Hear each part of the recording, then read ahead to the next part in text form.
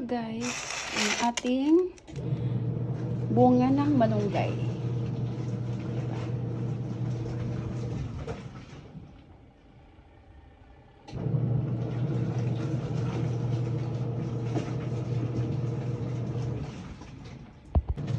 So ganito nga lang guys. So gagalitin ito natin. Okay, tapos gaganyan yun. Hihiwain natin yung ganyan. Tapos ganyan. Ganyan lang pala. Alam niyo ba, first time ko lang talaga itong lutuin in life of life. Kinakain din pala yung bunga ng malunggay. Akala ko yung dahon lang. So, yun lang pala. Parang alam niyo yung sa gabi, parang takway. So, ganito. Tapos atang hahatiin natin siya ng ganyan. Tapos, meron pa rin siya makikita pala. So, ganyan. Diba? Kung saan kayong lugar. Sa Maynila, hindi yata ito pinapansin. Sa probinsya kasi. Diba? Ang sarap. Kasi lahat pwedeng kainin. Mga gulay, mga healthy na gulay. So, yun, tatry natin ito kung magugustuhan ko ba yung lasa or hindi. I'm sure masarap siya kasi lagi na hindi niluluto dito sa probinsya. Diba? So, i-try nyo rin guys para malaman nyo kung magugustuhan nyo ba o hindi. Lalo ba sa mga bandang Manila o sa Visayas. Hindi ko lang alam sa, kasi sa amin naman, sa Mindanao, hindi ko alam na niluluto pala yung bunga ng malunggay. Ayan. So, start na natin lutuin itong gahon ng malunggay. So, yan na yung mga ingredients na ihahalo natin. Meron na tayong mga kunting meat. So, to start, ito na nga, magigisa-gisa na tayo ng sibuyas. Tapos, isunod na natin yung bawang. Kamatis.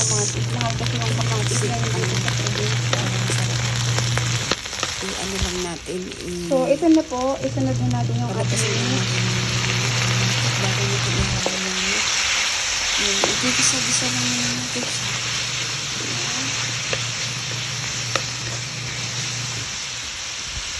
takpan muna natin.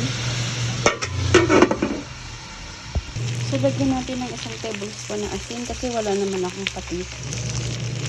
Ayan.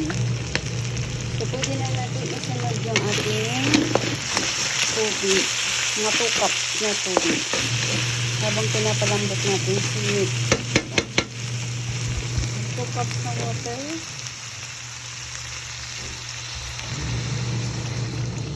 Ayan. 2 cups na tubig yan. So, kuluin lang natin bago natin ilagay yung ating mga ibang gulay pa. Pwede na natin isunod yung kamote.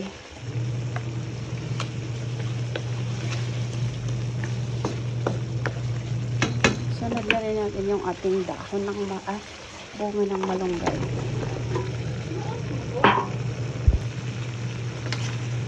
Diba? So, i-mix lang natin ng konti.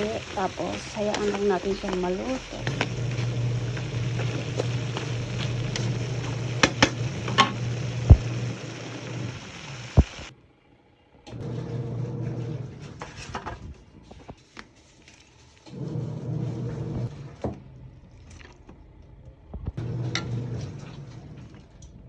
Down na to.